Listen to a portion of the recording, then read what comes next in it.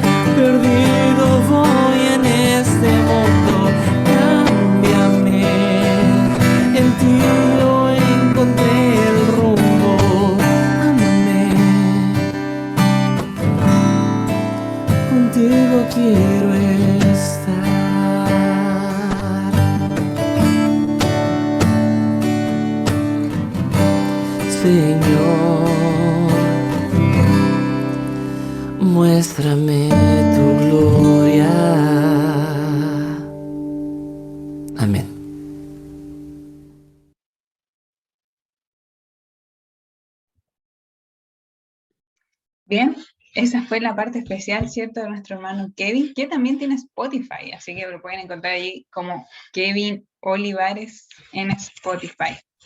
Y bien, a lo que nos convoca esta tarde. El mes pasado estuvimos bien allí a Chalo, que encendió su cámara también, tanto invitado a encender su cámara, así que felicidades. Y como les decía, el mes pasado estuvimos hablando sobre el tema del liderazgo, ¿cierto? Y ya terminó este tema, creo que ya todos quedamos un poquito capacitados, o quizá algunos bien, otros más o menos, pero nos seguimos capacitando porque este mes comenzamos con un nuevo tema que se titula ¿Cómo comenzó todo? Pero ¿qué comenzó todo de qué? A ver, Janine, ¿tú sabes? El comienzo, pero ¿de qué? El comienzo, ¿de qué? No, el comienzo del adventismo, ya de a dónde surgió todo, así que tenemos un mes de mucho material, de muchas cosas que aprender, me incluyo, así que los invitados a conectarse obviamente todos los domingos también, ¿no? Y además tenemos a nuestro queridísimo invitado el día de hoy que va a aperturar nuestro tema ya todos lo conocen, un hombre muy querido, un hombre muy sabio, gracias a Dios, ¿no? Lo tenemos aquí y nos ha compartido muchas cosas en las cuales hemos aprendido junto a él también. Y hoy día va, ¿cierto?, a partir con este tema. Así que vamos a invitar al hermano Tito que prenda su cámara y le damos el espacio ahí. ¿Listo? Así es, Tito, ¿dónde estás? Y también recalcar que Tito hoy nos trae, ¿cierto?, el tema del segundo gran despertar religioso y 1844. Más de algunos saben de este tema, pero hoy vamos a quedar, como decimos acá en Chile, tiki-taka con el tema. Así que hoy salimos de acá sabiondos. Así que ahí está Tito. Súper aplicadito. Ahí está Tito. Bienvenido Tito. Tito, te entregamos tu tiempo. Listo, gracias Michi, gracias Janina. Muy bien, disculpen, creo que mi hijo me ha contagiado su mal de garganta. Así es que no voy a poder, voy a estar un poquito, si no me escuchan, simplemente digan, no se escucha, y yo hablo un poquito más fuerte, ¿ya? Muy bien. El día de hoy vamos a hablar sobre el adventismo, sobre los orígenes, qué es lo que pasó, cuáles son los fundamentos doctrinales como los fundamentos históricos, así como algunas cosas que hemos olvidado. Vamos a dar algunas bibliografías para que ustedes, si los tienen los libros, puedan leerlo en su casa. Vamos a utilizar para esta noche algunos de estos libros. George Knight, su visión apocalíptica del adventismo. Vamos a coger algunos pasajes. Los fundamentos de nuestra fe. Vamos a coger algunos pasajes también. George Knight, en lo que es nuestra organización y nuestra iglesia. Vamos a utilizar también los libros de B.B. Beach, que hablan un poquito sobre la historia de la organización. Vamos a utilizar Mensajeros por el Mundo, de Mary Maxwell. Vamos a utilizar también el libro del Gran Movimiento Adventista, del pionero Lubbock. Y por último vamos a utilizar este libro que es también muy conocido, que se llama Portadores de Luz, que habla de toda la historia institucional. Son bastantes, esa es la bibliografía, es el material que hemos utilizado para hacer este pequeño resumen del día de hoy. Listo. Vamos a ver, yo pienso que si nos ponemos a leer un libro concerniente a la historia del adventismo, vamos a encontrar a William Miller, a Bates, a todos esos personajes. Entonces vamos a darle un trasfondo un poquito más lejano a lo que concierne la historia del adventismo. ¿Ya? Muy bien.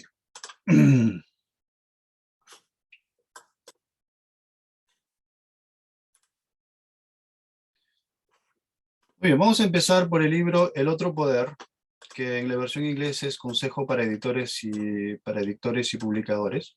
Ya no sé por qué le pusieron El Otro Poder, pero es un libro bastante interesante. Yo les aconsejo que lean el capítulo 3, que habla solamente de los pilares que se le dio a la Iglesia Adventista, que son más o menos ahora son el fundamento, ¿no? Son los 7 pilares, ya hablaremos un poquito mientras desarrollamos el tema. Dice, el registro de la experiencia del pueblo de Dios, o sea, nuestra experiencia, ¿ya?, en la historia temprana de nuestra obra debe volver a publicarse. Muchos de los que han conocido la verdad de este entonces ignoran la forma como el Señor actuó. ¿Ah? Es verdad que a veces cuando somos nuevos en la fe, no sabemos lo que vivieron nuestros pioneros, no sabemos cómo Dios guió a su pueblo. Dice, la experiencia de Guillermo Miller y sus asociados, el capitán José Bates y otros pioneros del mensaje adventista debería mantenerse viva ante nuestra fe. Y es por eso que a mí me gustaría felicitar a los dirigentes del GPS, porque efectivamente, ¿no?, para saber a dónde vamos, necesitamos saber de dónde venimos. Eso es un principio fundamental para no cambiar nuestras bases. Debería prestarse atención al libro del pastor Lubbock. Nuestros dirigentes deberían estudiar. Bueno, este es el libro del pastor Lubbock, ¿ya? Se llama El Gran Movimiento Adventista. Es bastante simpático, una lectura no es tan técnica y muy buena. ¿Ya? Si ustedes la necesitan o la quieren en PDF, me la hacen saber y yo se las envío en PDF. Así que cualquiera de los libros que les acabo de ver, todos están en PDF y yo los puedo enviar tranquilamente. Muy bien, empezamos. Ay, casi, me gustaría primero preguntarles, ¿cuál es el acta de nacimiento bíblica del pueblo adventista? ¿Dónde se encuentra el acta de nacimiento del pueblo adventista? En la Biblia. Ese es como principio fundamental. ¿Dónde se encuentra el acta de nacimiento en la Biblia del pueblo adventista? A ver. Sí, Eric dice en Apocalipsis, muy bien. ¿En qué capítulo del libro de Apocalipsis? ¿En qué capítulo del libro de Apocalipsis está la historia del pueblo adventista? Está el acta de nacimiento del pueblo adventista. ¿Mm? Apocalipsis 12 o 13. Cerca, frío, tibio. Miren, el acta de nacimiento de la iglesia adventista está registrada en el libro de Apocalipsis capítulo 10. ¿Ya? ¿Se acuerdan de este pasaje? Pues es el pasaje del ángel, ¿no? Y del librito. ¿Ya? Ese es el acta de nacimiento del pueblo adventista. Vamos a verlo, vamos a leerlo y vamos a continuar a desarrollar. Dice: vi descender del cielo a otro ángel fuerte, envuelto en una nube con el arco iris sobre su cabeza, y su rostro era como el sol y sus pies como columnas de fuego. Tenía en su mano un librito abierto y puso su pie derecho sobre el mar y el izquierdo sobre la tierra. Y clamó a gran voz como ruge un león, y cuando hubo clamado, 7 truenos emitieron sus voces. Cuando los 7 truenos hubieron emitido sus voces, yo iba a escribir, pero oí una voz del cielo que me decía: sella las cosas de los 7 truenos han dicho y no las escribas. Y el ángel que vi en pie sobre el mar y sobre la tierra levantó su mano al cielo y juró por el que vive por los siglos de los siglos, que creó el cielo y las cosas que están en él, y la tierra y las cosas que están en ella, y el mar y las cosas que están en él, que el tiempo no sería más, ¿no? El ángel entonces pone un pie y el otro pie y dice: se acabó el tiempo, no hay tiempo, ¿no? Lo que implica que no habrá periodos, profecías con periodos de tiempo después de Apocalipsis capítulo 10. ¿Listo? Muy bien, seguimos. Dice, versículo 7. Sino que en la voz del séptimo ángel, cuando él comience a tocar la trompeta, ya estamos hablando ya de las trompetas, el misterio de Dios se consumará, como él lo anunció a sus siervos los profetas. Ya estamos avanzando del misterio de Dios. ¿Ya? Otro día, con más calma, desarrollaríamos el misterio de Dios, porque tendríamos para dar un par de horas. ¿Ya? Dice, versículo 8, y la voz que oí del cielo habló otra vez conmigo y dijo: ve y tome el librito, ¿ya? Que está abierto en la mano del ángel que está en pie sobre el mar y sobre la tierra. Y fui al ángel diciéndole que me diese el librito. O sea, a Juan va donde el ángel y le dice: dame el librito, ¿no? Y el ángel le da y le dice: come, tienes que comer este librito, ¿ya? Y dice: te va a amargar el vientre, pero en tu boca será dulce como miel. Entonces tomé el librito de la mano del ángel y lo comí. Y era dulce en mi boca como la miel, pero cuando lo hube comido, amargó mi vientre. ¿Qué más? Dice, y él me dijo: es necesario que profetices otra vez sobre muchos pueblos, naciones, lenguas y reyes. Nos quedamos aquí un momento y explicamos por qué es el acta de nacimiento del pueblo adventista. ¿Por qué es el acta de nacimiento? ¿Qué significa esto que es amargo en el vientre y dulce en la boca? Pues simboliza la gran decepción de 1844. ¿No? Significa lo que conocemos nosotros como el gran chasco. ¿Qué es lo que pasó? ¿Por qué fue dulce como la boca? Porque en 1844, ya desde 1840, ya había en la cabeza que Cristo iba a regresar, ¿no? Y a partir de 1844 todo el mundo salió a preguntar, del verano al otoño de 1844, pues todo el mundo empezó a decir: Cristo viene. Y no había nada más dulce que anunciar la venida del Señor Jesús. Entonces todo el mundo decía: Cristo viene, y anunciaban a izquierda y derecha, y era dulce. ¿Pero Cristo vino? No, no vino. Es por eso que después fue amargo en el vientre. ¿Ok? Pero miren lo que dice en el versículo 11, y es bastante interesante. Dice, y él me dijo: es necesario que profetices otra vez. No le está diciendo: tienes que cambiar tú lo que has comprendido mal, ¿no? Sino le dice: lo que has vivido, tienes que continuar a hacerlo. ¿Ya? En el versículo 11. ¿Ya? O sea, después de que se ha amargado se te ha amargado en el vientre, pues tienes que continuar a trabajar, tienes que continuar a hacerlo. Y ese es parte del trabajo que nosotros tenemos que hacer como pueblo, nacidos de una profecía. ¿Listo? Muy bien. Sigamos. En el libro Cristo Triunfante, ¿ya? Vamos a encontrar que el ángel que se le presentó a Juan es Cristo. Dice, el ángel poderoso que instruyó a Juan era nada menos que Cristo. Cuando coloca su pie derecho en el mar y su pie izquierdo sobre la tierra seca, muestra la parte que desempeña en las escenas finales del gran conflicto con Satanás. Esta posición denota su supremo poder y autoridad sobre toda la tierra. Muy bien, entonces, ese ángel, el mensajero que le da el librito a Juan, pues era nada menos que Cristo. ¿Qué más dice? ¿Qué más podemos encontrar? Dice que después de que los 7 estrellas emitieron sus voces, se le ordena a Juan como a Daniel sellar el libro. O sea que no tiene que hablar lo que hablaron los truenos. ¿Ya? Juan ve el librito del cual han quitado los sellos. Miren miren muy bien. De esa profecía del libro de Daniel, donde se supone que donde nació el pueblo adventista, dice, de esto se deduce que las profecías de Daniel tienen su aplicación en la proclamación al mundo de los mensajes del primero, segundo y tercer ángel. ¿Ok? Miren muy bien la relación, ¿no? Apocalipsis capítulo 10 me está enviando a Apocalipsis capítulo 14 y me está reenviando a Daniel.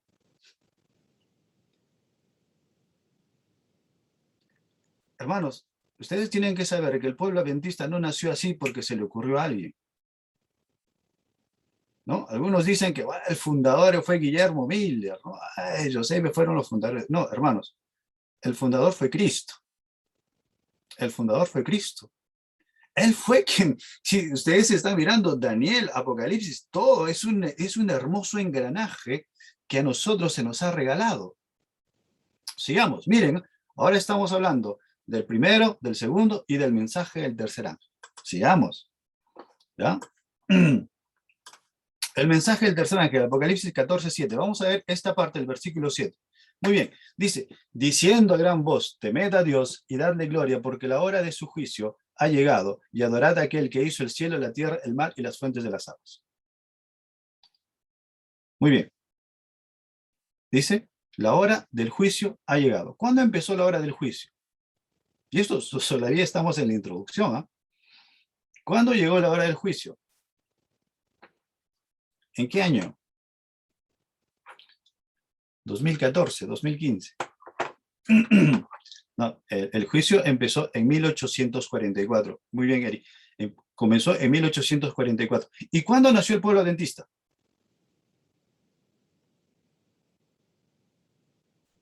En 1863 fue la reforma, ya fue como institución, ya. Pero el movimiento adventista nació en 1844. ¿Mm? En 1844. Entonces, la pregunta que nos tenemos que hacer es que no habrá una estrecha relación entre el juicio que se realiza en el cielo y el nacimiento de un pueblo. El pueblo adventista está íntimamente ligado a el juicio que se está realizando en el cielo. ¿Y por qué? ¿Y por qué? ¿Por qué estamos ligados a este evento? Después vamos a ir a los sucesos históricos, ¿ya? Vamos a ver. Vamos a leerlo desde aquí, ¿ya? Daniel capítulo 8, versículo 3. ¿Qué es lo que nos dice?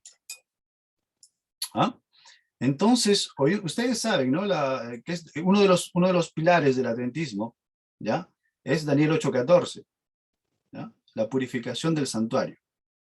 Ninguna otra religión tiene esta doctrina, la purificación del santuario. Como consiguiente, es uno de los pilares de la fe adventista, la purificación del santuario. ¿Listo? Entonces, en el libro de Daniel, ¿qué es lo que está haciendo Daniel? En el capítulo 8, si ustedes miran, él está pidiendo perdón por sus pecados, él está adorando, y en cierto momento, pues, se le pregunta al Señor, ¿hasta cuándo? ¿No? ¿Hasta cuándo, Señor, van a suceder estas cosas? ¿Hasta cuándo el diablo va a tener? ¿Hasta cuándo nosotros seremos dominados? ¿Hasta cuándo? Y dice, ¿hasta cuándo durará la visión del continuo sacrificio y la prevaricación asoladora entregado al santuario y al ejército para ser pisoteados? Está diciendo, ¿hasta cuándo tu santuario, tu pueblo y tus hijos serán sometidos? Y el Señor le responde en Apocalipsis 8:14, que dice, hasta 2300 tardes y mañanas, y el santuario será purificado. La palabra para purificado es tzadak, que quiere decir hasta 2300 tardes y mañanas, y el santuario será limpiado, será reivindicado, será justificado. Ahora, ¿por qué tenemos que ver todas estas cosas? Es simple. Miren, vamos a ir a la Review and Herald de 1901, ¿ya? La Review and Herald de 1901, que dice: el Señor ha enviado a nuestro mundo un mensaje de advertencia incluido en el mensaje del tercer ángel. Todo el cielo está esperando escucharnos reivindicar la ley de Dios, declarándola santa, justa y buena. Un momento, tenemos que pensar en esto. ¿Quién tiene que reivindicar la ley de Dios?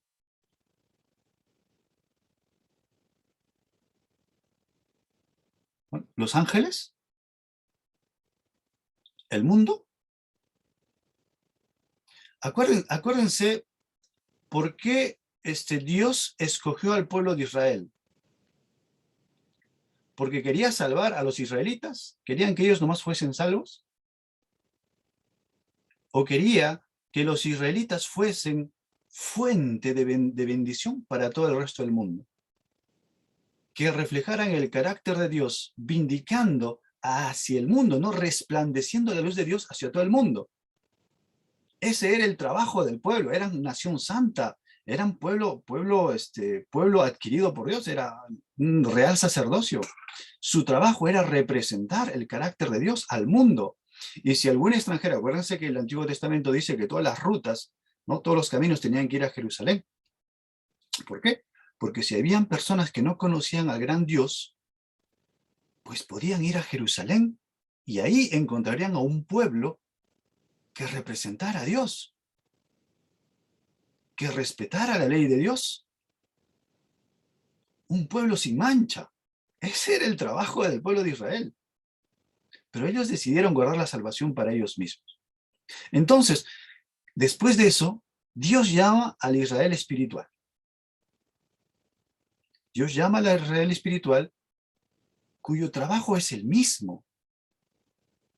Es por eso que toda la creación y todo el mundo está esperando que nosotros, el pueblo adventista o el pueblo que Dios ha escogido, ¿ya?, reivindique el carácter, la ley de Dios. Porque acuérdense una cosa, Satanás acusó a Dios. Le dijo: tu ley no puede ser guardada, tu ley es injusta. ¿No? Eso fue el medio del asunto. Le dijo: nosotros no queremos tu ley es injusta. ¿No? Pero ¿qué es lo que dijo Dios? Dios dijo: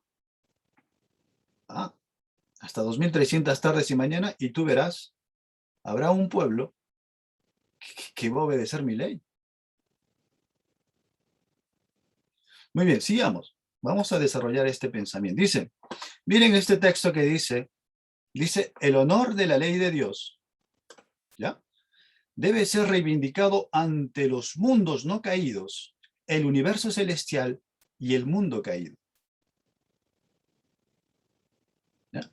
Otra vez, ¿por quién tiene que levantar el honor de Dios? ¿Él mismo? ¿O el pueblo que Dios ha escogido? ¿Se dan cuenta cuál es el motivo por qué el pueblo adventista ha nacido?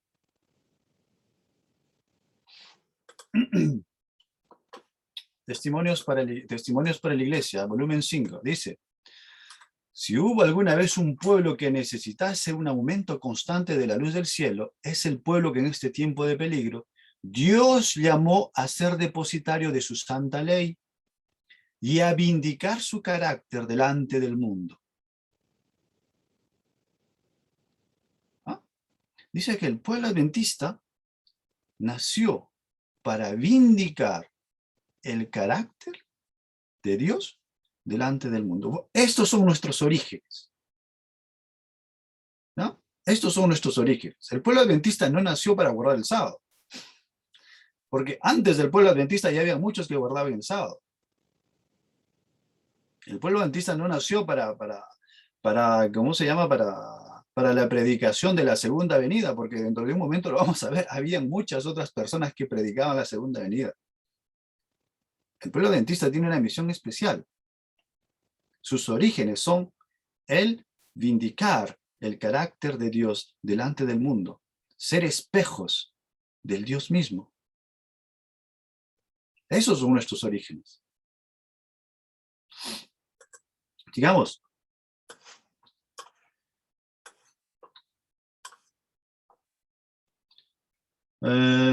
si nos fijamos bien, bueno, esto es el ejemplo. Si nos fijamos bien, tenemos un ejemplo, ¿no? Aquí tenemos los 144,000 y en el versículo 5 vemos que en sus bocas no fue hallada mentira, pues son sin mancha delante del trono de Dios, ¿no? Es un ejemplo del objetivo que tiene el pueblo de Dios. Miren lo que dice aquí en que es el deseado de todas las gentes, en la página 625. Dice, acerca del Espíritu dijo Jesús, Él me glorificará. El Salvador vino para glorificar al Padre demostrando su amor. Así el Espíritu iba a glorificar a Cristo, revelando su gracia al mundo. La misma imagen de Dios se ha de reproducir en la humanidad. El honor de Dios, el honor de Cristo, están comprometidos en la perfección del carácter. ¿De quién? ¿Del mundo? De su pueblo. Esos son nuestros orígenes, hermano. El honor de Dios. Y llegamos a un punto de que poco importa si yo soy salvo o no. Lo que está en juego aquí es el honor de Dios. ¿No? El pueblo adventista fue seleccionado, fue llamado para defender el honor de Dios. Porque finalmente tú y yo somos un granito de arena en este infinito mar. Tu vida y mi vida no vale nada frente al honor del Rey del Universo. Para eso fue llamado el pueblo adventista. Para que en el momento del juicio, un pueblo le diga al diablo, efectivamente, sí se puede guardar la ley de Dios en Cristo Jesús. Porque él dijo, no se puede. Y Dios dijo, tú verás que al final del tiempo habrá un pueblo que podrá decir lo contrario.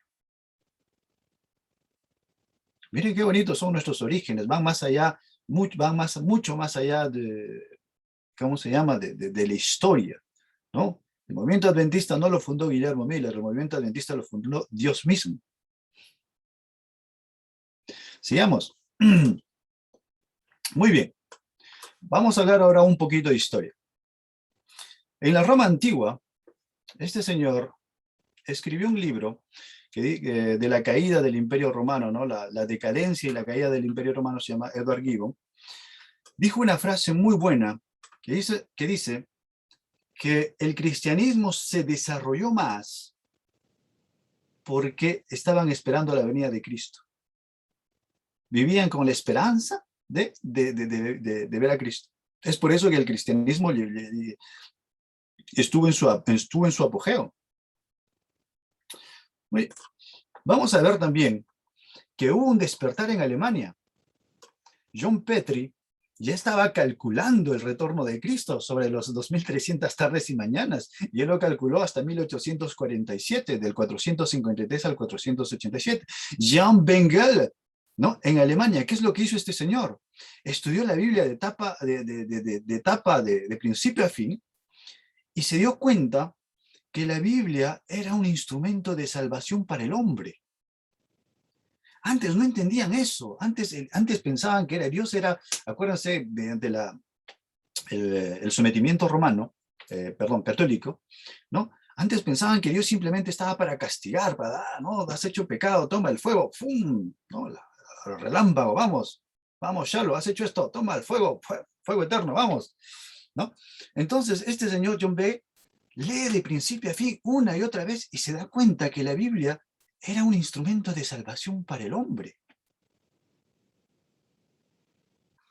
¿Qué es lo que pasó después? Vamos a Inglaterra. ¿Qué pasó en Inglaterra? ¿No? A veces nosotros pensamos que el movimiento millerista, que Miller era el único, ¿no?, que descubrió las 2300 tardes y mañanas. ¿Ustedes piensan que Dios actúa de esa manera? Dios da la luz, y aquel que quiere obedecer, que aquel que la percibe, pues amén, ¿no? Siempre deja el ir. Miren, había un diario que se llama el Christian Observer. ¿Qué pasó con este diario? Había un señor, John Brown, ¿no?, que se interesó en el periodo de los 1260 años, en el año de 1802. Pero fue que en el año 1810, que uno de sus colegas, William Conigame, introdujo el pensamiento de los 2300 tardes y mañanas. Y él fijó fecha del 457 hasta el 1843. Él ya estaba diciendo que iba a pasar algo en 1843.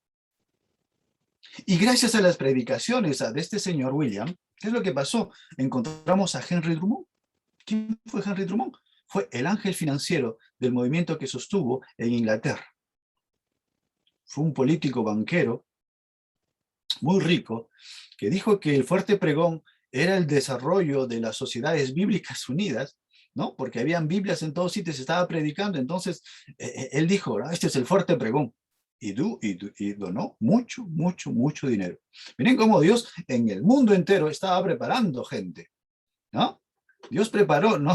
Dios preparó el mundo, no preparó un grupito. Cuando Dios llama, llama al mundo. Miren qué pasó. Después en Suiza tenemos a este señor que se llama Gusen. ¿Qué es lo que pasó con este señor Gusen, no? Él fue expulsado de su púlpito por predicar que Cristo iba a venir. Él estaba predicando que Cristo iba a venir. Y lo sacaron del púlpito. Después empezó a hablar del segundo advenimiento porque se fue después como profesor de Biblia. Eso fue en Suiza, en Ginebra. Miren lo que pasó en Escandinavia. Había un decreto, ¿ya?, que los laicos, que decía que los laicos y las personas no podían predicar ciertas cosas. ¿Ya? Entonces ciertos laicos empezaron a predicar el regreso de Cristo. ¿Ya? Empezaron a predicar. Entonces, ¿qué pasó? Los jefes escandinavos los agarraron y los metieron en prisión. No había nadie que predique. ¿Ustedes creen que Dios funciona así? Hermanitos, los registros históricos dicen que niños de 5 y 6 años empezaron a predicar el regreso de Cristo. Niños de 5 y 6 años, y la mayor no sabían ni leer. Empezaron a predicar el regreso de Cristo y el evento del gran juicio de 1840 y tantos. Miren qué bonito, ¿no? A veces la gente que escucha, ¿no?, dice, ese pueblo es una secta.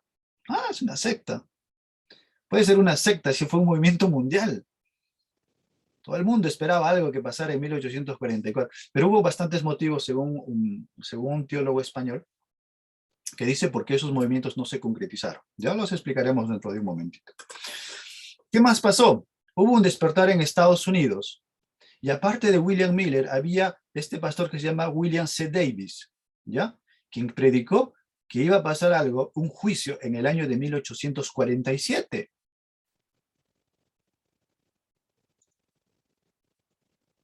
¿Ya?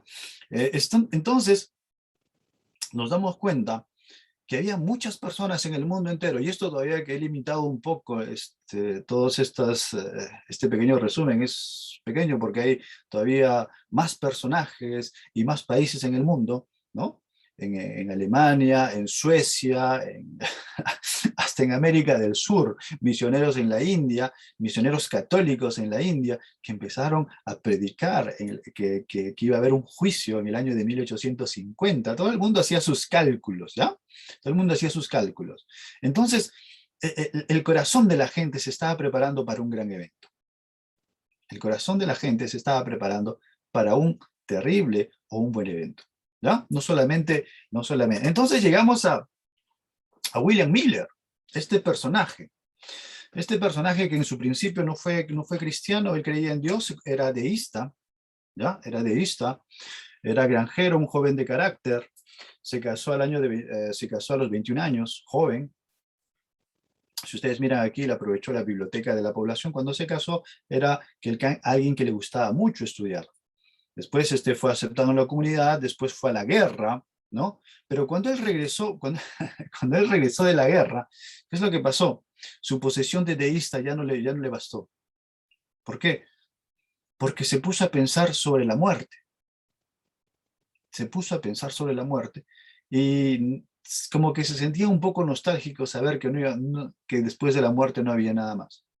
Entonces, estudiando la Biblia, se dio cuenta de muchas verdades, ¿no? A medida que estudiaba sus lecturas anteriores sobre la historia, comenzaron a fluir sobre él lo que él estaba leyendo, ¿no?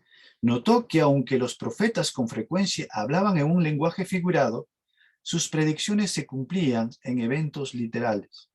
Esto era notablemente cierto con referencia a la primera venida de Cristo. Entonces Miller dijo, si todo esto pasó con la primera venida de Cristo, pues con la segunda venida también va a ser lo mismo.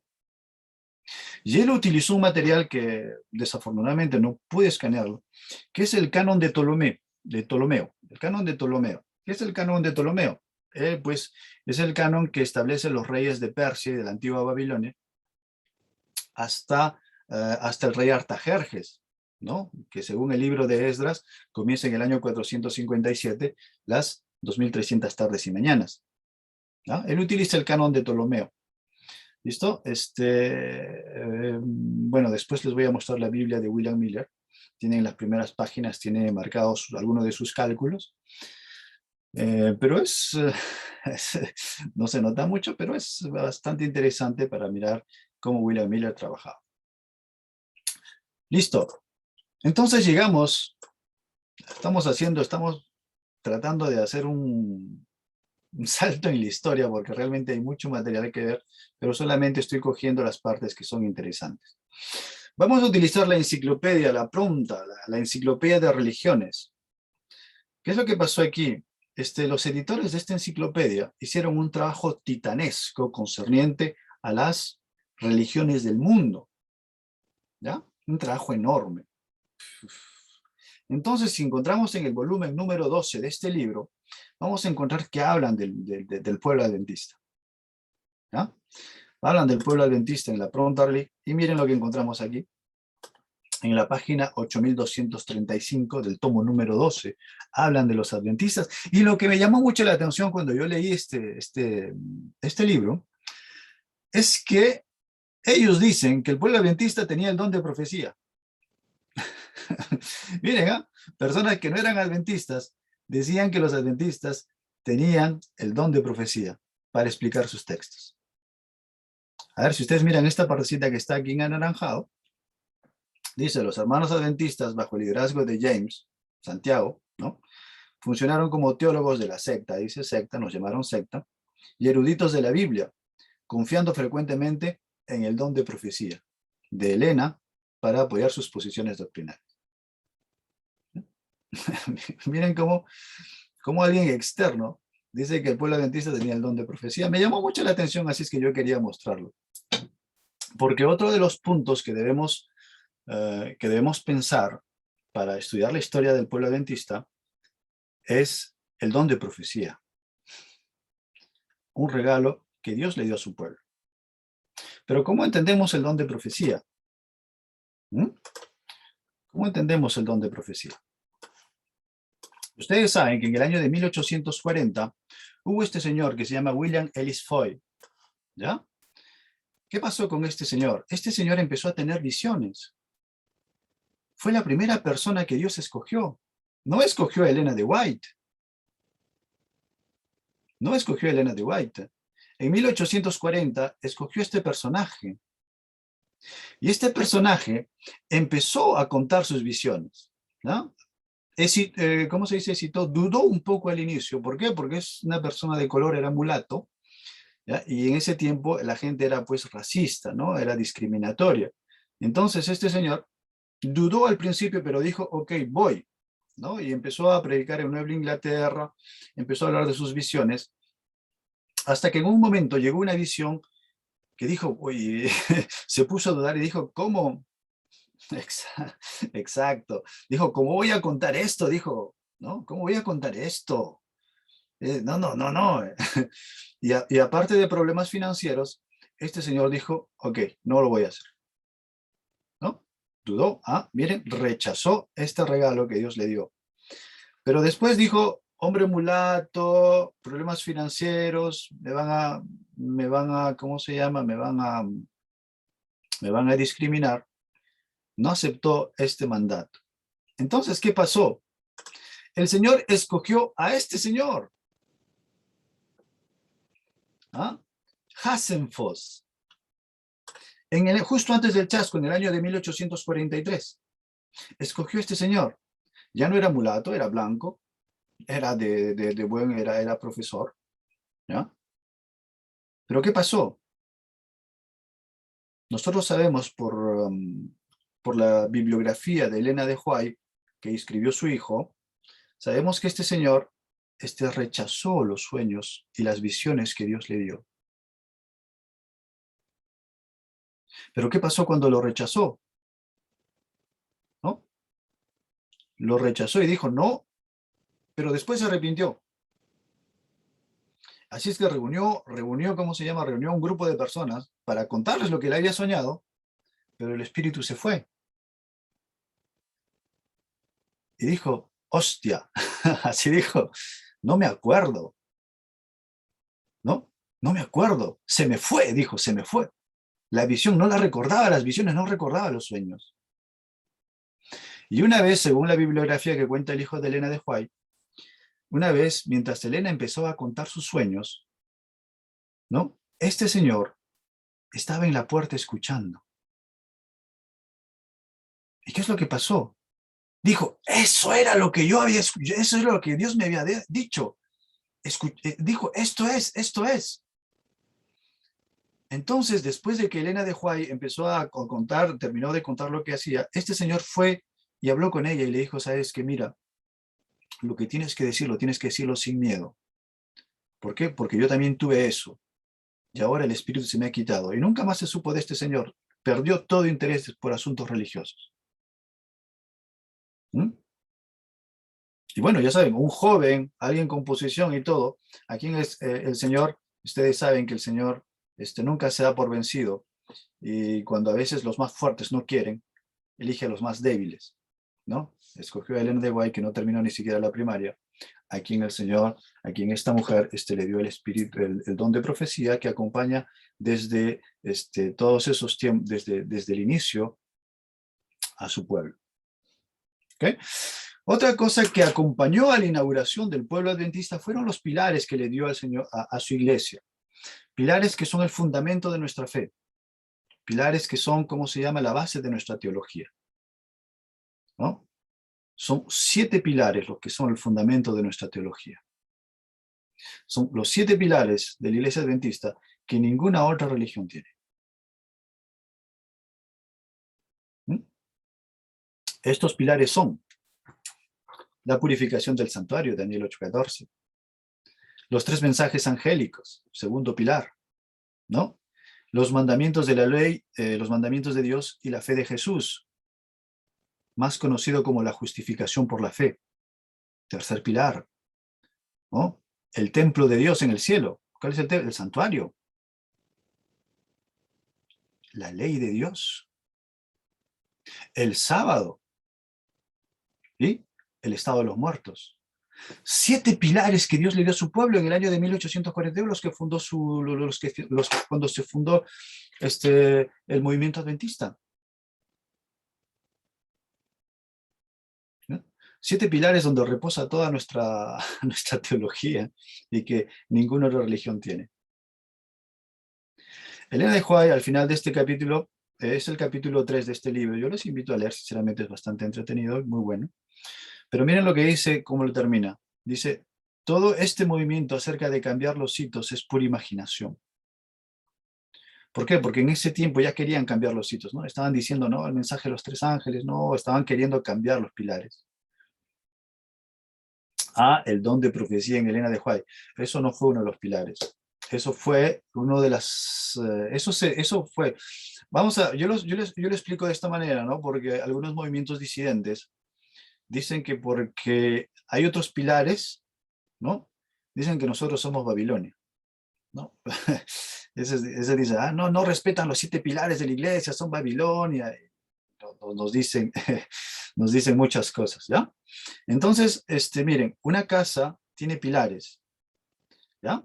Pero para crear el segundo piso, para hacer el tercer piso, se tienen que establecer nuevas bases y nuevas columnas, ¿ya? Es por eso que después, sobre estos pilares, se reposa el espíritu de profecía y reposan otros que se han hecho para sustentar nuestra fe. ¿Listo? Eso es, esos son los, eso es lo que institucionalmente se ha acordado, ¿ya? Muy bien. Ahora tenemos que ver otras cosas, o sea, estamos mirando todo lo importante doctrinal, estamos mirando todo lo importante de la base del despertar adventista con lo que nuestros pioneros nacieron. Mire, los pioneros tenían un pensamiento y estaba en el libro de Apocalipsis capítulo 12. Dice que cuando el dragón salió a hacer guerra a la mujer y a sus hijos, salió a hacer guerra a la iglesia, los pioneros estaban, ¿cómo se llama? Los pioneros estaban a la defensiva todo el tiempo porque sabía que el diablo los iba a atacar, ¿ya? Entonces eran bien celosos de sus doctrinas, eran bien celosos de lo que Dios les había dado. Entonces, para que no descarriarse, ¿no? Para no descarriarse, entonces ellos hicieron una pregunta y se pusieron a orar, se reunieron y dijeron, pero Señor, ¿cómo podemos librarnos de las malas doctrinas? ¿Cómo podemos librarnos de la luz, ¿no? Porque ahora encontramos mucho, Víctor Sarienses en España dice, tenemos nueva luz, ¿no? Cristo viene en el 2031. Y todas esas nuevas luces, ¿no? Entonces, ¿qué es lo que pasa? Dios a los pioneros les dio una visión. A través de Elena de White les dio un consejo, ¿ya? ¿Cómo nos podemos librar? Y nosotros ahora mismo es un consejo que todavía es valado, ¿ya? ¿Cómo nosotros podemos distinguir de muchas falsas doctrinas, de muchas falsas nuevas luces, de muchas falsas nuevas teorías o de falsas predicaciones? Pues el Señor le dio una visión a Elena de White y una visión que estuvo presente siempre en el fundamento de nuestro movimiento, ¿ya? Esta es la visión y la vamos a entender ahora. Dice, Elena de White en visión, dice, vio al pueblo adventista que andaba por un sendero, ¿ya? Más o menos así era la visión. Dice que el pueblo adventista caminaba por un sendero, ¿ya? Ese es nuestro caminar, el día de hoy, lo que nosotros tenemos, ¿ya? Es nuestro caminar en esta vida. ¿Listo? Dice, el pueblo adventista andaba por un sendero en dirección a la ciudad que se veía en su último extremo. En el comienzo del sendero, dice, detrás de los que ya andaban había una luz brillante que, según me dijo el ángel, era el clamor de medianoche. Ah, miren, vamos a volver a la imagen. Dice que el pueblo caminaba y había una luz que iluminaba el camino. Y Elena le dice, ¿pero qué es esta luz? Y el ángel le dice, es el clamor de medianoche. O sea, el clamor de medianoche iba a iluminar el camino del pueblo adventista desde su nacimiento hasta la Canaán celestial. ¿Ah? ¿Y qué es el clamor de medianoche? ¿Y para qué sirve? Miren. Ay, me equivoqué. A ver, aquí está. Dice, esta luz brillaba a todo lo largo del sendero y alumbraba los pies de los caminantes para que no tropezaran. Ah, o sea que Dios le dio al pueblo adventista desde sus inicios el clamor de medianoche como guía para que sus pies no caigan. Ah, hermanito, hay una nueva luz. ¿Quieres saber si es correcta o no es correcta? Si está acorde a nuestros principios. El clamor de medianoche. Ah, las nuevas luces, pues las nuevas doctrinas, ¿no? Dice, para que no seamos engañados y caminemos directos hacia la Canaán celestial, Dios le dio a su pueblo el clamor de medianoche. Ahora pues, ¿qué es el clamor de medianoche? Sale la pregunta, ¿no? ¿Qué es el clamor de medianoche? Vamos a ver, el clamor de medianoche. Miren lo que es el clamor de medianoche. ¿Se acuerdan de la parábola de las 10 vírgenes? ¿No? Dice la palabra de las 10 vírgenes. Hermanitos, me están viendo, si quieren el PDF o las diapositivas, ustedes me dicen y si las envío, ¿ya? Sin ningún problema. Entonces, ¿qué es el clamor de medianoche? La parábola de las 10 vírgenes dice, entonces el reino de los cielos será semejante a 10 vírgenes que tomando sus lámparas salieron a recibir al esposo, y 5 de ellas eran prudentes y 5 fatuas. Las que eran fatuas tomando sus lámparas no tomaron consigo aceite, mas las prudentes tomaron aceite en sus vasos y juntamente con sus lámparas. ¿Qué dice? Y tardándose el esposo, cabecearon todas y se durmieron. Y a la medianoche se oyó un clamor. ¿Cuál era el clamor? He aquí, el esposo viene, salid a recibirle.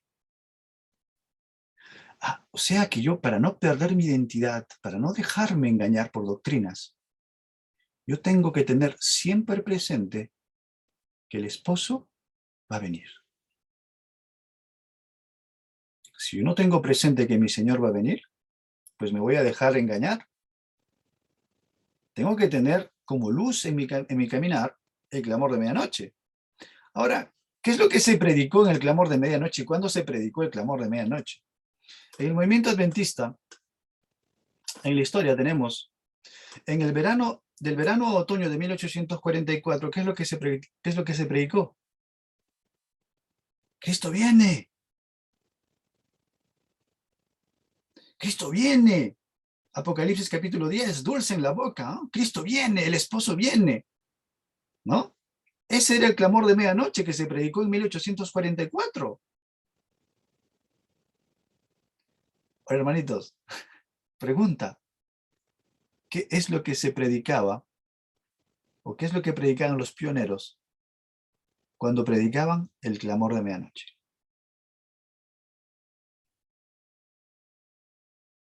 ¿Mm?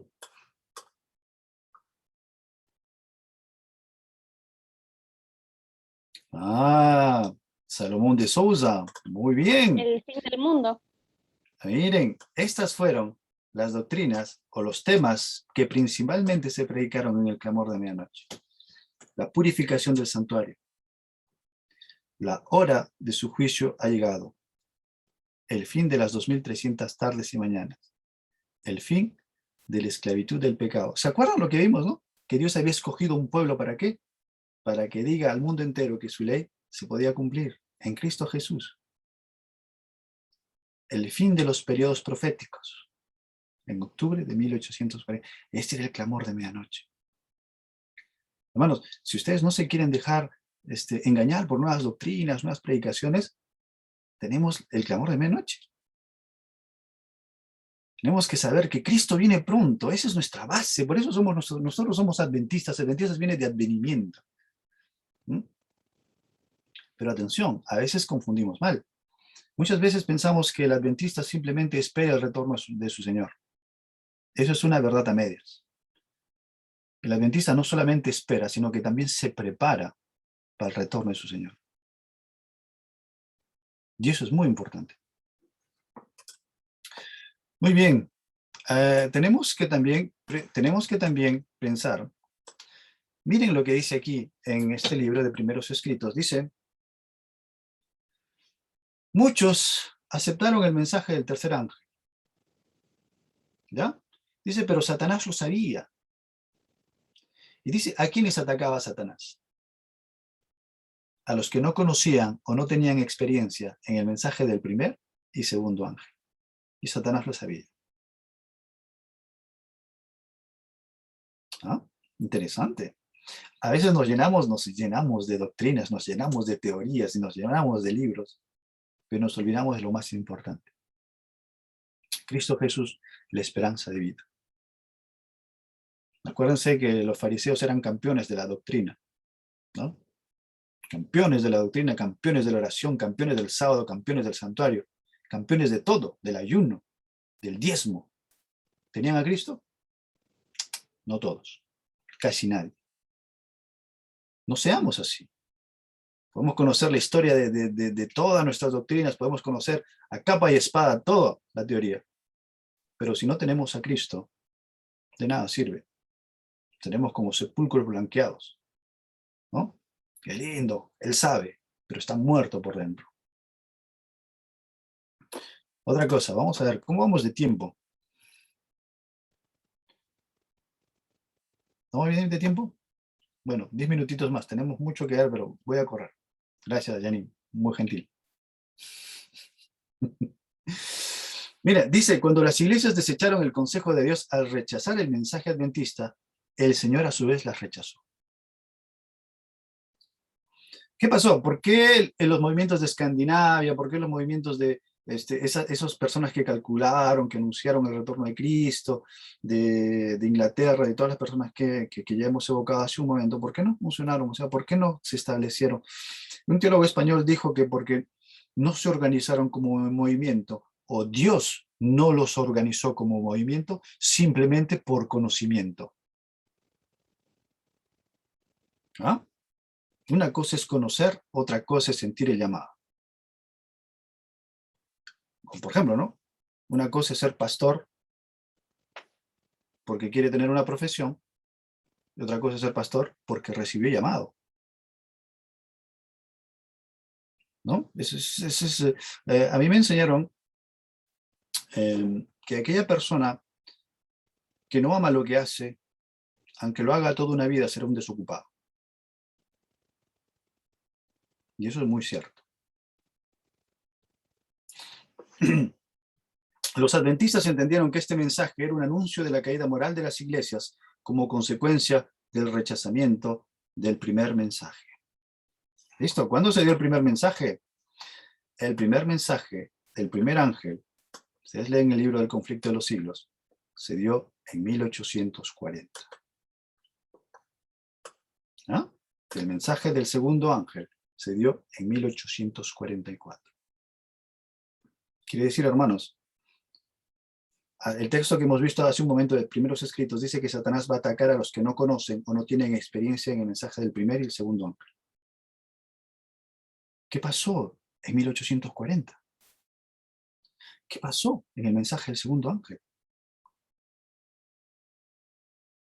Tenemos que estar al corriente.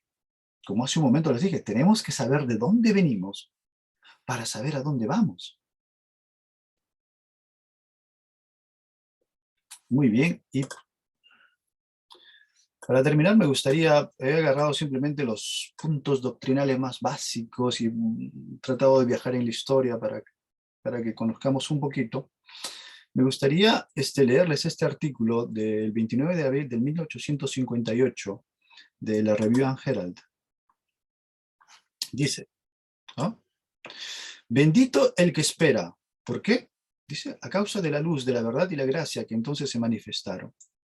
Debido a la apertura de los libros de profecía durante tanto tiempo ocultos a los ojos de la fe, y a la luz así arrojada alrededor del texto sagrado, haciendo que el libro brille en el esplendor divino, porque entonces el curso de los acontecimientos desentrañará el significado oculto, hasta que brille con tanta claridad que el que corre pueda leer.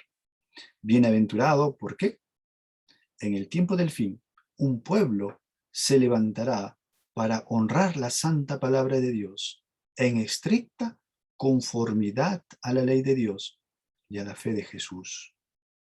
Un pueblo que teme a Dios y evita el mal, conservando no solo la forma, sino el poder de la piedad. Un pueblo que represente el carácter de Dios. Oh día bendito, oh día terrible importancia, día grandioso y terrible, se acerca el día del Señor. Casi escuchamos el rodar de las ruedas de su carro. Prepárate, prepárate, prepárate. Os invitamos a la cena de bodas. Has esperado y has llegado a los 1335 días. Has llegado al tiempo del fin. Bienaventurados sois, 3 veces bendecidos si tenéis vestido de boda. O escuche el eco de la eternidad. Dice, prepárate, prepárate, prepárate. Bendito, ¿por qué? Debido a las bendiciones, los dones que serán luego restaurados a la iglesia. La lluvia tardía. Miren, entonces la iglesia brillará como el sol, divorciada de la tierra y de las cosas terrenales, separadas del mundo, pueblo puro y santo. ¿Ah? Qué bonito, ¿no? Ahora, hay un texto, vean, ustedes saben, el deseado de todas las gentes, se escribió más o menos casi al inicio del movimiento adventista, ¿ya? En pequeños folletos. Y tenemos que saber que han sido tomadas varias cosas que han sido después distribuidas en el libro Evangelismo. ¿Ah? Dice que la incredulidad, la mundanidad, la falta de consagración y las contiendas entre el profeso pueblo de Dios nos han mantenido en este mundo de pecado y tristeza tantos años. Dice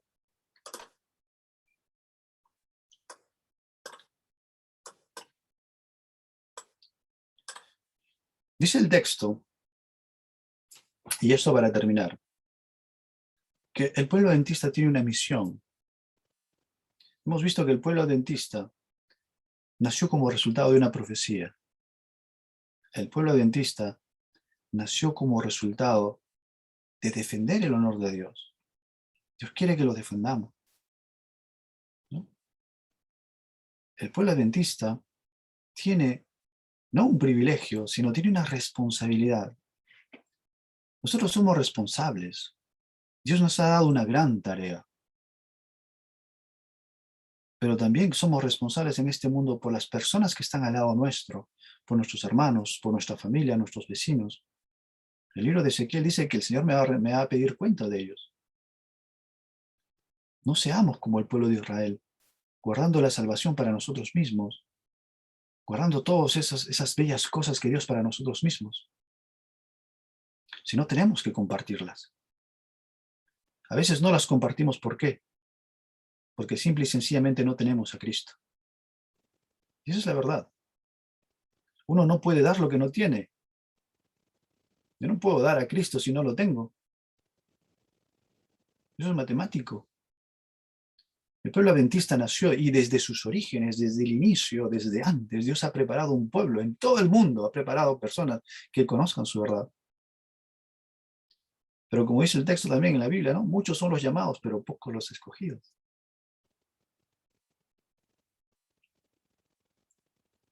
Que nuestra misión sea glorificar el nombre de Dios con nuestra vida, con nuestra mente y con todo lo que somos. Que el Señor los bendiga, que me los cuide y conmigo será, no sé hasta cuándo. Nos vemos. Gracias. Gracias por la invitación. Te agradecemos, Tito. Estuvo muy bueno, muy lindo explicado y fácil también fue la explicación.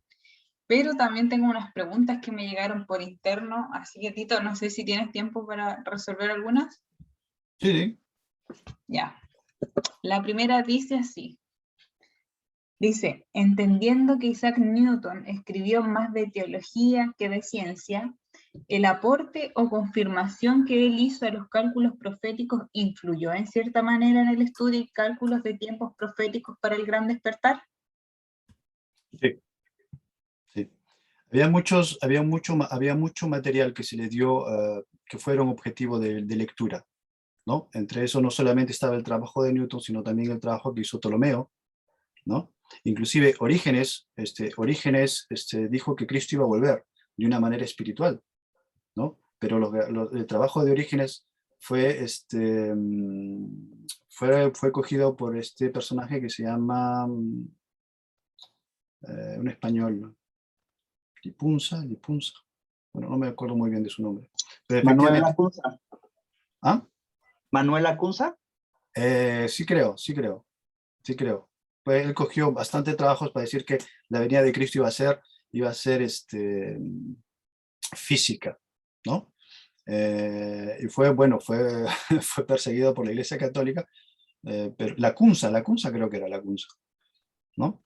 Pero efectivamente hay varios trabajos de muchos teólogos, de teólogos católicos, como de teólogos bautistas, de teólogos protestantes, de teólogos calvinistas, ¿ya? De teólogos calvinistas que han sido recogidos para el gran despertar, ¿no? De ahí todas esas personas que calcularon hasta 1847, que calcularon hasta 1860, algunas personas que calcularon hasta 1867 el retorno de Cristo o el juicio, ¿no? Sí, no podemos negar eso. Hay mucha evidencia que que existen bastantes fuentes que han sido utilizadas para este tipo de análisis. Bien, esperemos que le haya quedado la respuesta, le haya gustado a la persona que preguntó. Acá dice otra pregunta, dice, en los escritos de Ellen White menciona a los adventistas nominales después del chasco. ¿A qué se refiere en cuanto a ellos? Es decir, ¿que creían y qué relación tuvieron con nuestros pioneros? Eso, a ver, Elena de White, tenemos que comprender ciertas cosas con Elena de White, ¿ya? Tenemos que entenderla, tenemos que saber leerla, por un antes, un durante y un después. ¿Qué quiere decir esto? Antes Australia, durante Australia y después Australia. Esos son los tres periodos en los cuales se tiene que entender. ¿Por qué?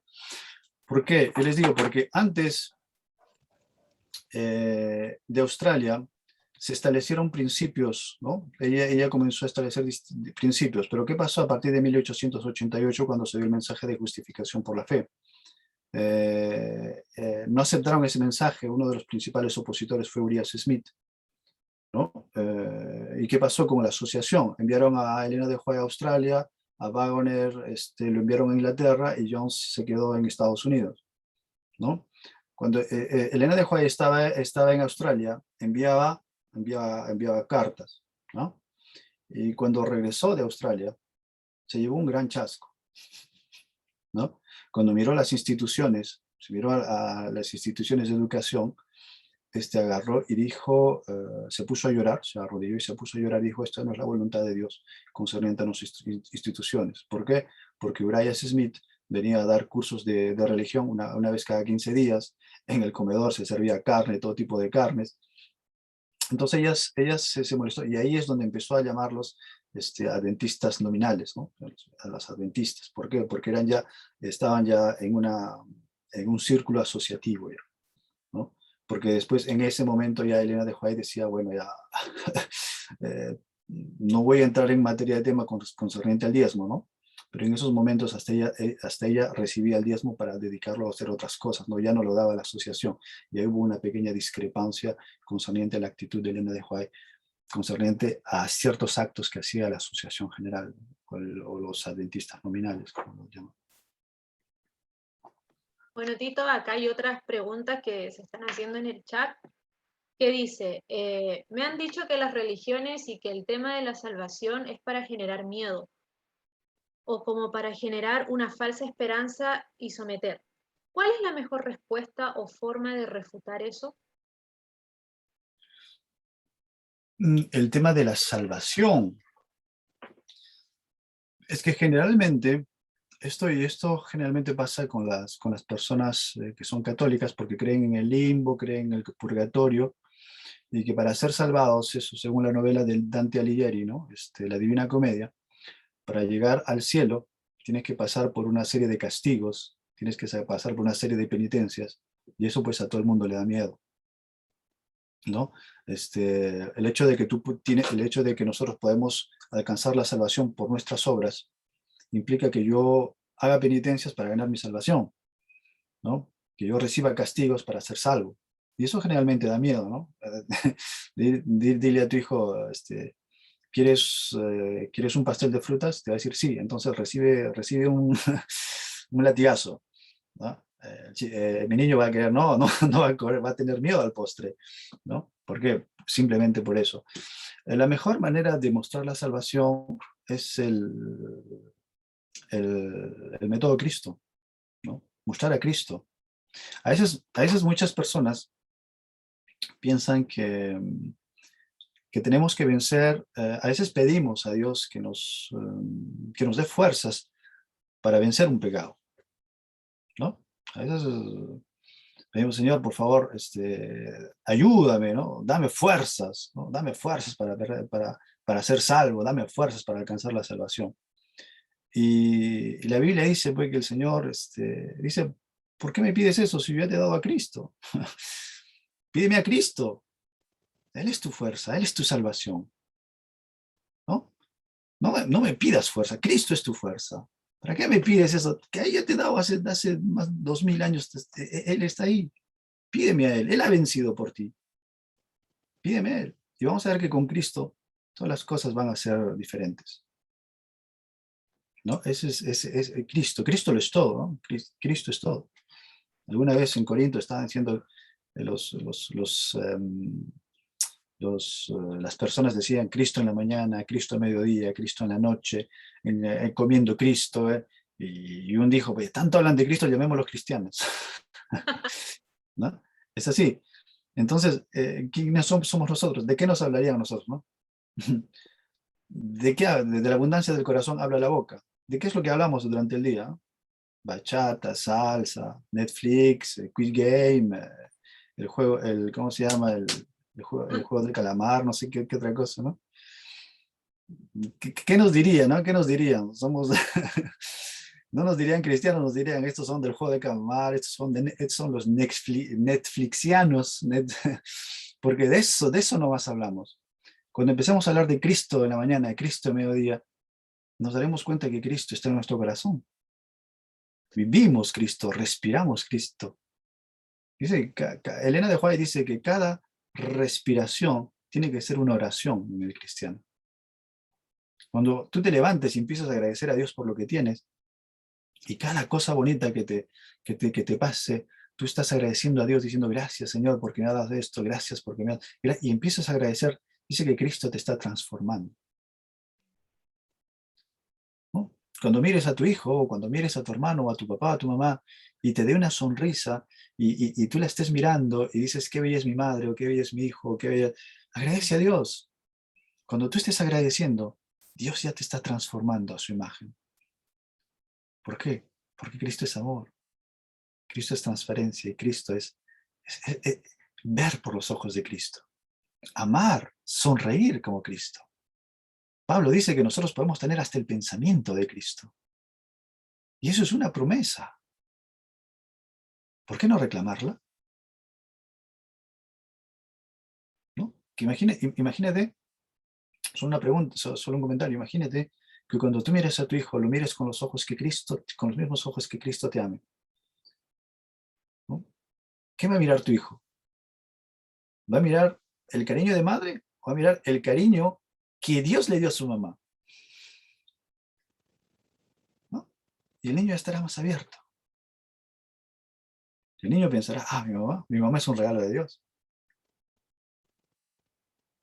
Hay muchas cosas, Cristo lo es todo. Es nuestra esperanza de vida.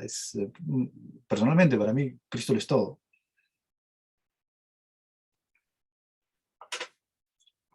Amén, qué bonito. Amén. Hay otra pregunta acá que dice, ¿el clamor de medianoche no es también las oraciones intercesoras al final del tiempo? El clamor de medianoche es el anuncio de que Cristo va a venir, ¿no? El clamor de medianoche está explicado en la parábola de las 10 vírgenes. Cristo viene, el esposo viene. Es el clamor de medianoche. Ahora que en el final de los tiempos, una persona anuncia el regreso de Cristo y para salvar a las almas, ¿no? A veces tenemos que hacer esas oraciones que comúnmente la llaman intercesoras. Yo no lo llamo así, ¿no? Yo simplemente las llamo oraciones por los hermanos. Pero podría ser un instrumento, una herramienta, una oración intercesora, como usted la llama, es una herramienta al final de los tiempos para lo que es el clamor de medianoche, ¿no? Acá hay otra que dice, está interesante, sobre el don de profecía, un poco ya la contestaste. Hay muchos que hoy en día se hacen llamar profetas. ¿Cómo se puede distinguir y no confundir lo que realmente viene de Dios? En el libro de Deuteronomios, en el capítulo 12, si no me equivoco, 12 o 13, creo que es el 12, dice, cuando alguien se acerque a ti, ¿no? Y te dé una profecía, te dé una visión, un sueño o algo, y esa profecía, ¿qué dice? Lo que te dijo ese sueño, se cumple, Ahí dice así, se cumple. Pero te dice, venga, vamos a servir a otros dioses. Ese no es profeta de Dios. ¿No? Quiere decir que este profeta puede tener, este pseudo profeta puede tener visiones que se pueden cumplir. Puede hacer milagros. ¿Ya? Pero cuando te diga, ven, vamos a servir a otros dioses, no viene de Dios. ¿Ya? Eso es un principio bíblico. Y podemos poner ejemplos muchos. ¿Ah? Por ejemplo, a veces tenemos los que hacen el yoga, por ejemplo, ¿no? Los que hacen el yoga, ¿no? Tienen muchas cosas buenas, ¿no? ¿Quién dice, no? El naturismo tiene todo, pero si nosotros buscamos un poquito más en las culturas indias, vamos a encontrar que el yoga, cada posición del yoga sirve simplemente para llamar a un espíritu diferente, ¿no? Eso lo sabemos por cultura hinduista, ¿no? Lo físico y lo espiritual no se puede separar según los yogas, ¿no? Pero cuando tú entras en eso y te está diciendo, vamos y sirvamos a este tipo de Dios, pues no funciona, ¿no? ¿Eh? Esta máquina, la máquina. ¿No? Entonces sepamos, ¿no? Que un profeta, o entre comillas, un pseudo profeta, puede decir algo y se puede cumplir, pero no porque se cumpla es profeta de Dios, ¿no? Cuando te diga, ven, vamos a servir a otros dioses, quiere decir si es o no es profeta de Dios.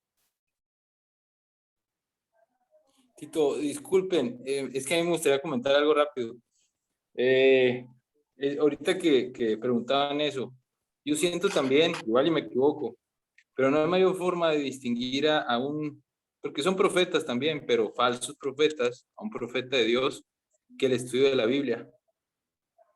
¿Por qué? Porque un verdadero profeta no va a contradecir ningún principio que venga en la Biblia o ningún principio de Dios. En cambio, como dices tú, los falsos profetas van a orillarte a adorar otros dioses, que eso viene en la Biblia, van a orillarte a hacer otras cosas que no son bíblicas. Y otro comentario, ahorita que hablábamos del clamor de medianoche, yo lo que entiendo, igual y me equivoco, es que es eso, es el esparcimiento de ese mensaje, de esa luz, pero al mismo tiempo, como la parábola, hubo vírgenes, en este caso iglesias, que no aceptaron ese mensaje o que se quedaron dormidos, no lo aceptaron, no les llegó ese mensaje. Y hubo otra, pues que es la iglesia adventista o la iglesia verdadera, que pues fue la que aceptó ese mensaje y la que hasta estos tiempos seguimos tratando, como dices tú, y no es porque lo digas tú, lo dice Dios, reflejar ese amor de Dios, reflejar ese poder de Dios. Y una cosita más, Tito, ahorita ya casi que terminabas, algo muy importante también, y que espero y todos estemos ahí, cuando pase la lluvia tardía. Pero ¿cómo podemos estar preparados para recibir esa lluvia tardía? Una vez lo mencionamos que era una escuela sabática también, por la mañana. Y tú ahorita lo acabas de mencionar. No podemos pedirle a Dios que nos dé confianza. O sea, sí podemos pedírselo, claro, podemos pedirle muchas cosas, que nos dé fe, que nos dé poder, que nos dé... Pero Dios no nos va a dar esos dones o eso que pedimos así nomás. Más que nada nos va a mandar pruebas para poder fortalecer nuestro carácter. ¿Por qué? Porque el carácter es lo que nos vamos a llevar al cielo. Entonces, tenemos que fortalecer ese carácter, claro, teniendo una devoción personal con Dios, estar de la mano de Dios, seguir los principios de Cristo, y para que en un futuro no muy lejano a lo que estamos viendo, primero Dios, podamos recibir esa lluvia tardía que es pues el derramamiento del Espíritu Santo a todos los que realmente, y espero estar en ese grupo, que amemos a Dios, y es donde se van a empezar a manifestar dones del Espíritu Santo, donde se van a empezar a manifestar milagros.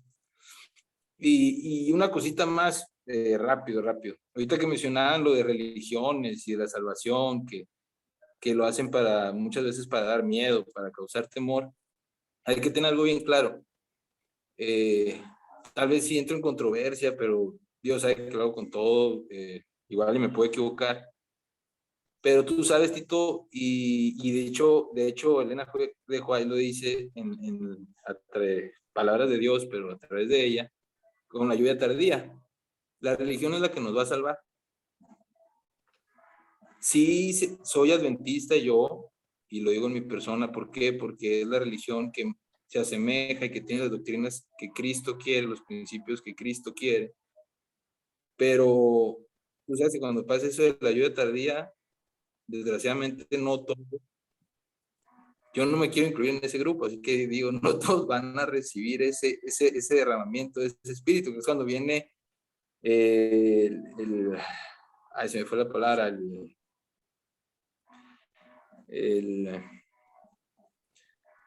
se me fue la palabra, cuando empiezan las molestias porque se dan cuenta, el zarandeo, el zarandeo. Es cuando viene el zarandeo. ¿Qué es eso? Es que varias personas se van a dar cuenta que miembros de la iglesia adventista, en este caso, o de la iglesia, es que de cualquier iglesia, de iglesia católica, de cualquier iglesia, o cualquier religión en este caso, porque la iglesia es Cristo y los miembros somos todos los que seguimos a Cristo. Entonces, al pasar eso, es cuando viene, como está profetizado también, el zarandeo. ¿Qué es eso? El que varias personas se van a dar cuenta que no recibieron eso, y van a decir, pero ¿cómo? Si yo estuve ahí siempre en la iglesia adventista, o siempre estuve, pues sí, pero tal vez fuimos de esos adventistas que solamente íbamos a calentar bancas, que solamente íbamos a escuchar, pero no compartíamos. Ahorita algo que dijiste también me gustó mucho, ese compartir. Es el reflejar el amor de Dios. Es la tarea del verdadero pueblo adventista, ¿no?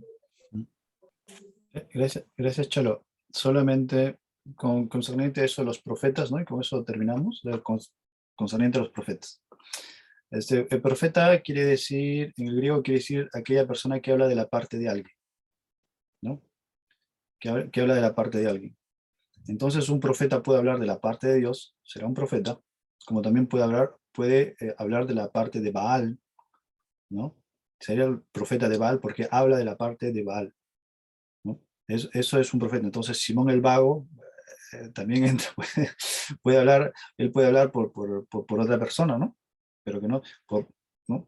Yo puedo ser, por ejemplo, el profeta de Jaime, ¿no? Jaime me dice algo, yo voy a hablar en su nombre, ¿no? Por eso tenemos que ser bastante... Amén, amén, mi profeta. Por eso tenemos que ser bastante distintivos en esa palabra. Yo soy bastante celoso. Yo he trabajado en África y ahí encontramos profetas de todo tipo, ¿no? Cada hermano que sale de la iglesia con un sermón, yo dice, yo soy profeta de Dios, ¿no? Dice, yo soy profeta, y a veces hablan piedras y siguen siendo profetas, ¿no? Y ahí hasta los brujos se llaman ser profetas, ¿no? Entonces yo soy un poquito celoso con esa palabra de profeta, porque el profeta pues tiene que, no lo vamos a detallar, pero tiene que por lo menos seguir unas 12 normas, ¿no? Para que sea un profeta de Dios. Tiene que respetar ciertas características, ciertos puntos, ¿no? Para ser catalogado como un profeta de Dios. Otra cosa, hablando del clamor de medianoche, y con esto después ya, Carolina creo que levantó la mano primero. Vamos a darnos cuenta de una cosa, concerniente a las 10 vírgenes, ¿ya? En el capítulo 24 y en el capítulo 25 del libro de Mateo, ¿no? ¿Se acuerdan? El capítulo 24, ¿no? Cristo está dando las señales del fin, ¿no? Los discípulos le preguntaron, ¿y cuándo va a pasar esto? Dos preguntas, ¿no? La destrucción del templo y los eventos para su segunda venida. Entonces Cristo responde de una manera, como siempre responde, con bastante amor, y lo explica en parábolas. Dice, ¿cómo nos vamos a preparar? ¿Qué es lo que va a pasar? ¿Cómo nos preparamos para tu segunda venida? Y Cristo pues da parábolas. Y ahí encontramos la parábola de las 10 vírgenes, la parábola de los talentos. Encontramos 2 parábolas más, pero vamos a encontrar la parábola de los talentos. ¿Qué es lo que pasa en estas parábolas, ¿no? Junto con la de las 10 vírgenes? Todos estaban esperando a Cristo, pero todos se durmieron. algunas se preparaban, algunas se habían preparado. Quiere decir que durante la vida, todo ese tiempo, antes de dormirse, pues estaban preparándose, ¿no? Las otras conocían, las otras sabían que iba a venir el esposo, ¿no? Pero no se prepararon. No se prepararon. Ellos sabían. Conocían la doctrina, conocían las profecías, conocían, pero no se prepararon. Ahora, si nos damos cuenta, en el libro de Mateo 24, 25, vamos a encontrar la parábola de los talentos. Y esa parábola es muy importante. ¿Por qué? Ustedes saben que el talento, a veces nos miramos las películas, ¿no? Y piensan que a él le dio un talento, pensamos que son moneditas, ¿no? Una monedita, 2 moneditas a él y 5 moneditas a él. No, el talento es una unidad de peso, no es una unidad monetaria. Un talento equivale a 25 kilos de plata. ¿No? Un talento son 6.000 denarios. Un denario es el salario de un día, del obrero de un día, en esa época. Quiere decir que un talento equivalía a 6.000 días de trabajo. Mira, 25 kilos de plata. A uno se le dio 50 kilos de plata. 12.000 días de trabajo. A otro le dio 5 talentos. ¿Cuántos son 5 talentos? 125 kilos de plata. Ahora, ¿el obrero merecía esa responsabilidad? ¿Era digno de administrar tanto? Nothing, no. No. Pero en su amor, el dueño de la casa agarra y le dice, mira, hijo, toma 125 kilos de plata, toma todo este dinero. Lo que implica una gran responsabilidad para el obrero. No son moneditas como miramos en la televisión o como miramos en... No, no. Son casi más o menos algo de 60 años de trabajo. Digo, toma esta responsabilidad tú, mi obrero. Ve y trabaja. Tienes que trabajar. ¿Cómo te preparas para la venida de Cristo? Pues trabajando. Cumpliendo lo que el Señor te ha dicho. Porque no puedes trabajar si no tienes a Cristo en primer lugar. Acuérdate, y ya lo hemos dicho muchas veces, ¿no? El Señor no va a tener problema con la cosecha. El Espíritu es el que hace germinar el grano. El trigo ya está listo. El trigo va a madurar. El Señor no va a tener problema con el trigo. El Señor va a tener problema con los obreros. Acuérdense, la parábola dice, hay uno que no quería trabajar. ¿Esa persona recibió al maestro? No. Podemos deducir que la persona que va a recibir a Cristo es aquella persona que trabaja. Porque aquel que no trabaja, pues le va a decir, hubieses puesto siquiera al banco. Te he dado tanta responsabilidad y no has hecho nada. ¿Así dices que eres mi siervo? Tenemos que ponernos a pensar en eso. Y sobre todo el hecho de que, por ejemplo, cuando hablamos de que no podemos dar lo que no tenemos, es simplemente yo no puedo trabajar si no estoy motivado a trabajar. Muchas veces decimos, ¿no? Muchas veces pensamos que por el hecho de que doy mi diezmo, ¿no? Ya estoy contribuyendo a la obra. Sí, un poquitito. ¿No? Estás pagando los pasajes de alguien, estás pagando el sueldo de un pastor, estás pagando a alguien que trabaje por ti. ¿No? Pero eso no es así, pues. De ninguna manera. Eso no es así. El Señor te ha dicho, tú trabajas. Aquel que no trabaja, pues desafortunadamente pues se va a quedar un poquito en la puerta, ¿no? Ahí está el maquinón. Jaime, ¿dónde está Carolina? Se fue Carolina. Bueno, ya Jaime. No, justo se fue. Le dio miedo hablar, creo, a la Carolina. Ya, pero va a entrar. No, reflexionando ahí en el tema, es importante eso. Y también viendo los comentarios finales, bueno, yo iba a hablar también ese mismo comentario sobre los profetas.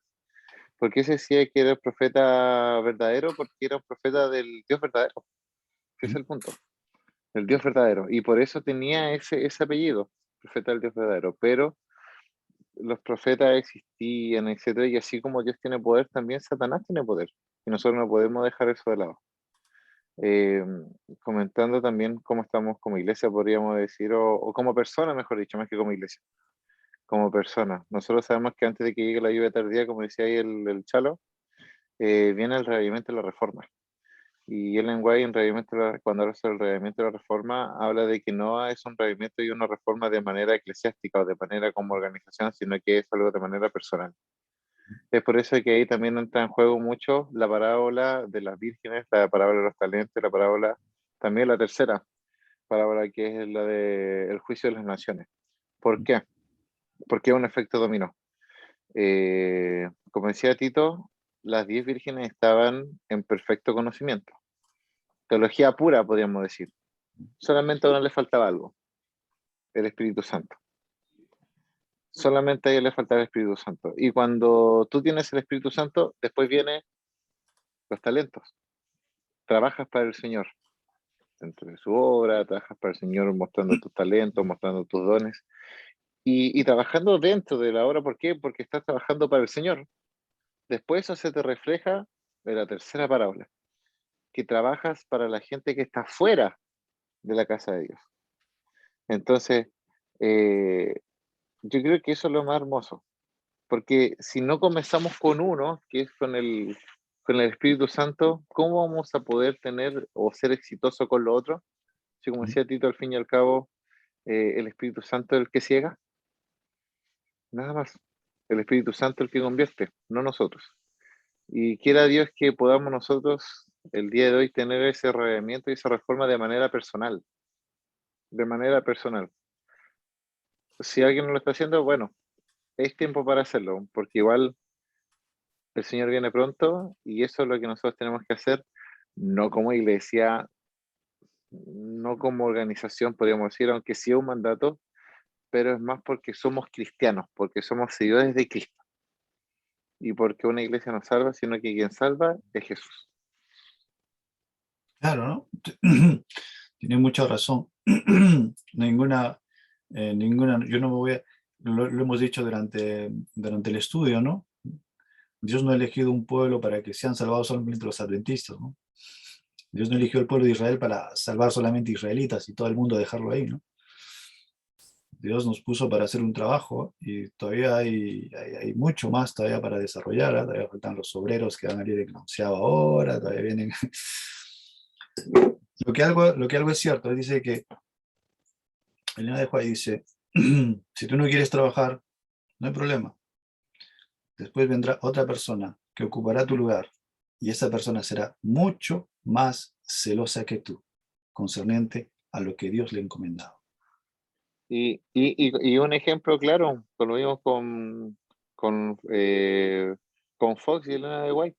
Después quiso Bueno, tener eso y no pudo obtener o no pudo recobrar el don que Dios le había entregado y ese don que rechazó. Ahí entró la Caro, para que sepan ahí. ¿dónde está? Caro, ¿tenías una Para- pregunta, creo? Ya se fue. Ya No, se no fue. era una pregunta, es que ya dijiste que ya se acabó el tema de lo que preguntó Fanny sobre el don de profecía, pero me acordé que preguntaba, ¿no? Sobre cómo saber si lo que dice es cierto o no. Entonces, me acuerdo que una vez me metí a una de las pláticas igual del GPS y estaban hablando, tocaron el tema. No me acuerdo cómo se llamaba, pero creo que lo dio un profesor un profesor. Entonces, anoté un poquito y preguntaron justamente cuáles eran las características que debía tener un hombre o una mujer para ser un profeta. Y uno es la sensibilidad para escuchar la voz de Dios y la otra es la disposición para obedecerle. Entonces, creo que habían mencionado otras también, como la que dijo Shalom, de que nunca va a contradecir la palabra de Dios. Y pues nada, solamente eso. Claro, la nueva luz no tiene por qué estar contra la antigua luz.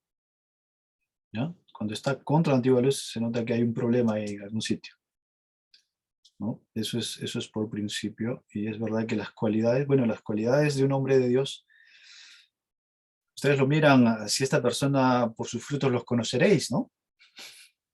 Es uno de las pruebas más veraces que nos da la Biblia, ¿no? ¿Qué pasaría, por ejemplo, si yo a ustedes les hablo, sí, que de la fidelidad, que hay que ser fieles, ¿no? Y yo estoy enamorando con todo el mundo, una aquí, con otra allá, con otra allá. Es que mi testimonio es veraz, ¿no? Lo que estoy haciendo simplemente es burlarme de la palabra de Dios y del mandato que Dios me ha dado. ¿No? Yo no puedo hacer eso.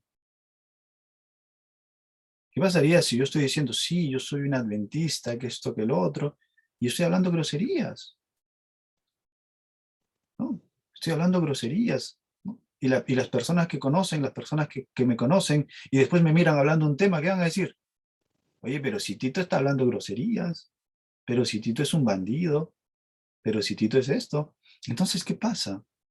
En vez de darle, es que el carácter, cuando Cristo refleja el carácter en una persona, eso le da fuerza al mensaje, ¿no? Eso le da fuerza. Pero ¿qué pasa si yo hago todo lo contrario? Pues ustedes me podrán escuchar, pero por el interior están riéndose. Me digan, pero este tipo, ¿de qué me habla? Este tipo me habla de esto, pero es un grosero. Este tipo tiene 2 mujeres, este tipo tiene 3 amantes, 5 hijos, no sé, tantas cosas, ¿no? Nosotros no podemos, nosotros no podemos hacer así. Nosotros somos representantes de Cristo, o por lo menos nuestro objetivo es querer ser representantes de Cristo. Y los frutos, nuestro testimonio personal es lo que tiene que hablar de nosotros, es lo que le va a dar fuerza. Elena White, en el Manuscript Release, en el tomo número 9, dice que el carácter de Cristo reflejado en su pueblo es lo que le va a dar impulso al mensaje del tercer ángel. Es lo que le va a dar fuerza. Pero si no lo manifiesta, entonces ¿qué fuerza le voy a dar? ¿No? Después ya podemos escribir 50 clases de categorías, ¿no? Para identificar sensible, honesto, que tenga bonita sonrisa, que tenga bonitos ojos, y esos son detalles, ¿no? Yo pienso que la base bíblica es, ¿no? Por sus frutos conocerás a un hombre. ¿De quién es? ¿De dónde viene? Lo más sensato.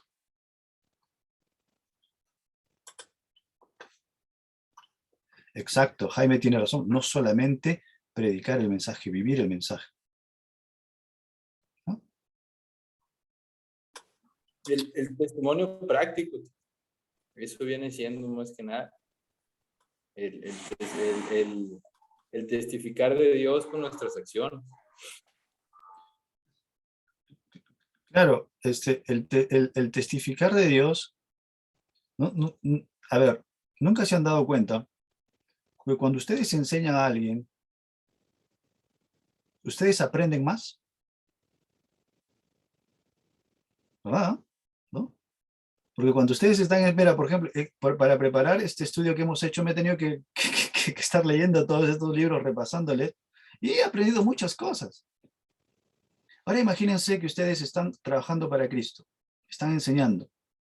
El Espíritu Santo va a trabajar con ustedes y ustedes van a aprender.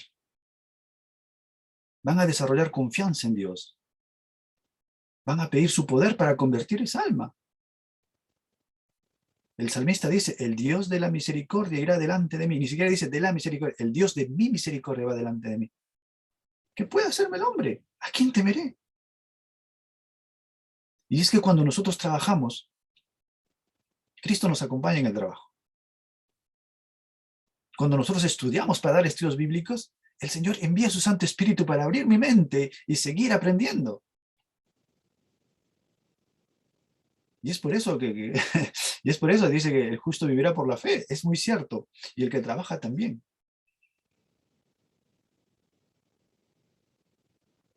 Eso es válido.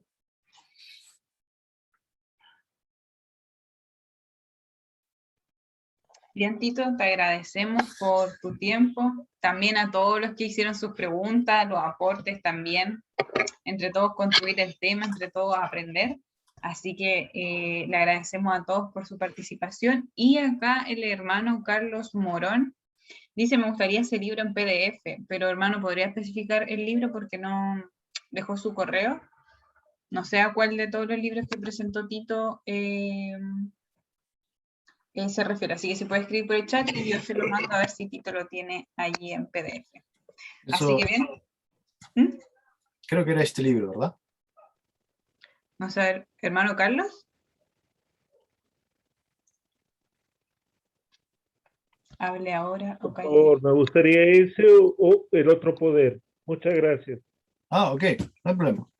Gracias, felicitaciones, muchas gracias. Dios lo bendiga. Bien, hermano Carlos, ahí yo tengo su número y el hotmail, así que ahí se lo paso a Tito. Así que bien, ya para ir finalizando, Tito, si nos puedes ayudar con la oración final. Sí, haremos. Padre nuestro que estás en los cielos, santificado sea tu nombre, Señor. Te damos gracias. Y Señor, si hemos aprendido algo esta noche, por más pequeño que sea, que la gloria sea para ti, porque sabemos que tu Santo Espíritu se ha manifestado. Señor, te pedimos perdón si te hemos ofendido en el transcurso del día, pero reclamamos la promesa de tu compañía en esta noche. Te pedimos tu compañía, Señor, por la gente que está enferma, por la gente que sufre, por la gente que está sola, por la gente que tiene sueños, por la gente que está enferma. Señor, pedimos tu compañía y tu santa mano misericordiosa para que guíe nuestras vidas y nos dirija el camino que tenemos que seguir. Te pido por cada uno de los jóvenes aquí presentes, Señor, bendícelos, llénalos de tu espíritu y acompáñanos, Señor, por Cristo Jesús. Amén. Amén. Bien, a todos, como les decía, le agradecemos por su participación el día de hoy, a todo ahí el remanente que se quedó hasta el último. Así que la hermana Alejandra dice que Dios les siga bendiciendo, muchas gracias por el tema, así es. Y también le esperamos entonces para el próximo domingo porque seguimos con este mes del tema titulado, Yanir. Me olvidé. Donde todo comienza. O algo así. ¿Cómo comienza todo? Así que hoy día empezamos con esto, todavía no quedan más No, no era domingos. como todo comenzó. A ver, espérate. Cada uno a su manera, ¿no? Porque ¿Cómo comienza? Como Así todo que, comenzó. El ahí. ser. Eso, si como todo pero yo estoy acá hablando con los chicos del GPS, mamá. ¿Para qué Vamos a mutear a Jaime. Muy bien. Y bien, a Mi todos mamá los me esperamos estaba el próximo pegando. domingo. Y no se queden ahora porque vamos a sacar las fotitos. Voy a parar de grabar.